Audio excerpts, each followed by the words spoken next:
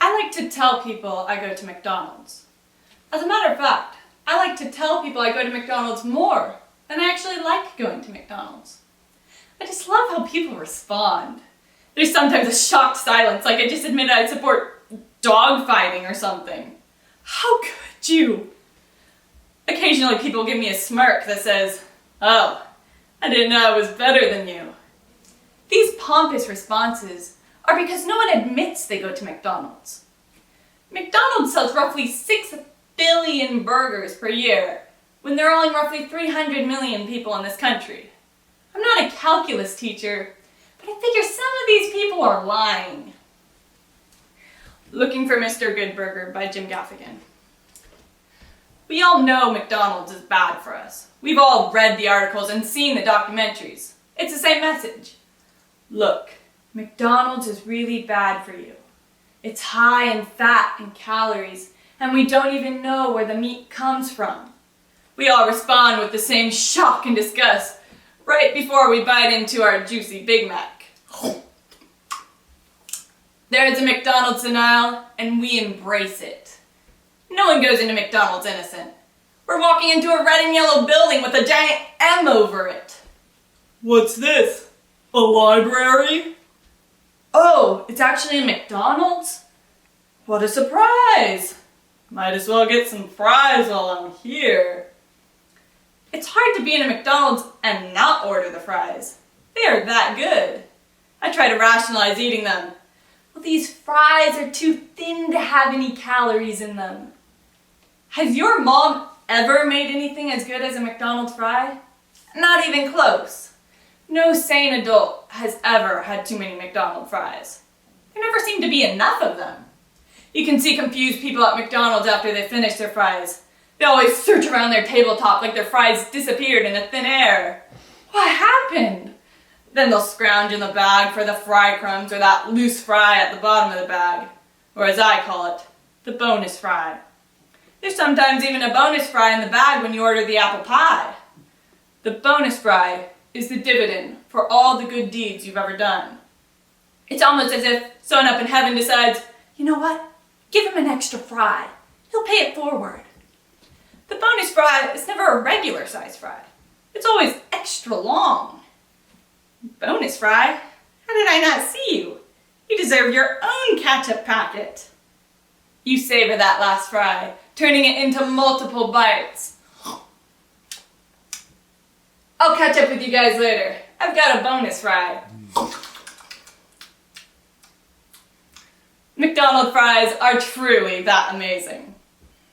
For roughly about 8 minutes. Then they turn into something that's likely not biodegradable. They become edible cold shoelaces. We've all made the mistake of reheating McDonald's fries in the microwave, transforming them into packing peanuts. This, of course, doesn't stop me from eating them.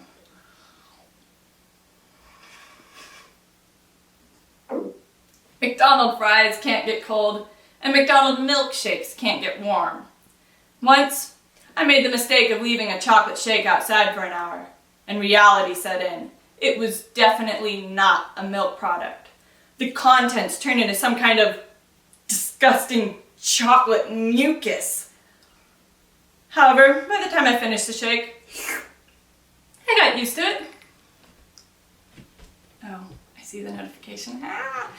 I got used to it. McDonald's has many strange McProducts with broad appeal, but the oddest has to be the McRib. I'm not sure why a McRib is even called a McRib. There's no rib in there. The overly processed pork is shaped to look like ribs, then covered in barbecue sauce and 2 pickles. If the McRib's patty's resemblance to a bloated futon was meant to be visually disturbing, it worked. I guess they decided against naming it the McPork or the McGlob. If the name or shape weren't odd enough, the McRib has a strange, here today, gone tomorrow existence. Like a serial deadbeat dad, the McRib arrives with great fanfare, only to skip town without warning. Speaking of dads, children have a strange obsession with McDonald's. Even kids who have never been to McDonald's or seen a McDonald's commercial want to go there. No one knows how they found out about McDonald's. Most children's first complete sentence is, "Can we go to McDonald's?" It's almost as if children were born with an innate love of McDonald's. She has her mother's eyes and her father's love of McDonald's.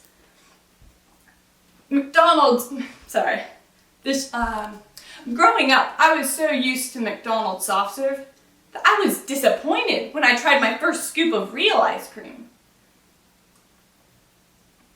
Well, this is okay, but it's too hard. How did they even get it through that pump? Wouldn't these scoop balls clog it? The things that appeal to children about McDonald's are innumerable. The clown, the playground, the colors of a nursery school, and of course, the Happy Meal. The strange obsession McDonald's has with children is actually kind of creepy. "Hey kids, come in here and Uncle McDonald's will give you a free toy." Given all children's obsession with McDonald's, we shouldn't be surprised that their spokesman is a clown. It almost feels like they're mocking us, the consumer. So who should our spokesman be? Burger King has a king. "It doesn't matter. These idiots are going to come here no matter what." How about a rat? No, not a rat. Too cute. What really freaks out little children more than a rat? A witch? A clown? A weatherman? Let's go with a clown, with a creepy weatherman vibe. McDonald's used to have a whole group of spokespeople. Mayor McCheese, Grimace, the Hamburglar, and others. I was never sure what Grimace was or why he was named after a pained facial expression. Maybe he represented the look on everyone's face after they ate McDonald's. Whatever the case may be, all the spokespeople disappeared except Ronald McDonald. I think we have our suspect. I'm sorry.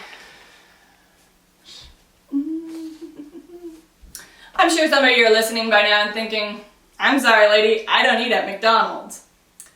I have friends who brag to me about not going to McDonald's. "I would never go to McDonald's." I always think, well, McDonald's wouldn't want you because you're a jerk. I'm tired of people acting like they're better than McDonald's. You may have never even set foot in a McDonald's, but you have your own McDonald's. Maybe, instead of buying a Big Mac, you read US Weekly. That's just a different type of McDonald's. It's just served up a little differently. Maybe your McDonald's is telling yourself that your Starbucks Frappuccino is not a milkshake. Or maybe you watch those Real Housewives of some large city shows. It's all McDonald's. It's McDonald's of the soul. Momentary pleasure, followed by incredible guilt, eventually leading to cancer. It's all McDonald's.